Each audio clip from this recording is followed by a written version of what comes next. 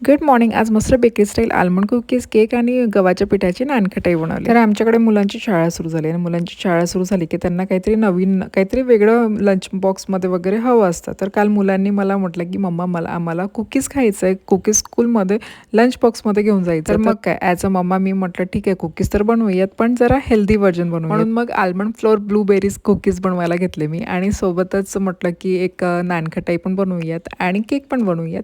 टुटी frutti cake मुलांना खूप आवडतं, तर ते पण बनवायचा विचार केला. या आलमंड फ्लोअर कुकीजची ना मी क्विक रेसिपी सांगते तुम्हाला. या रेसिपीमध्ये फक्त 3 इन्ग्रेडियंट्स मी यूज केले आहेत. एक आलमंड फ्लोअर, त्यानंतर स्वीटनसाठी मेपल सिरप आणि ब्लूबेरीज. सो हे सगळ्यांना मिक्स करून मी एक डो बनवला आणि छान त्याचे कुकीज बनवले. कुकीज हेल्दी बनवल्यानंतर ना मला नानखटाई बनवायची होती आणि हे नानखटाई पण मला हेल्दीच बनवायचं होतं, म्हणून मी गव्हाच्या पिठाचा उपयोग केला मैद्याच्या ऐवजी. या व्यतिरिक्त आज मी टुटी फ्रुटी केक पण बनवला आणि तो पण खूप छान स्पॉन्जी आणि मॉइस्ट झालेला.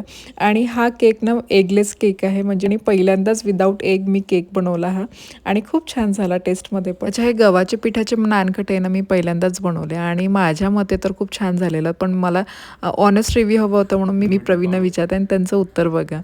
डिसॉल्व हो जा रहा है ना? है गुड टेस्ट कैसा टेस्ट गुड लग रहा है आटे से बना हुआ है? गुड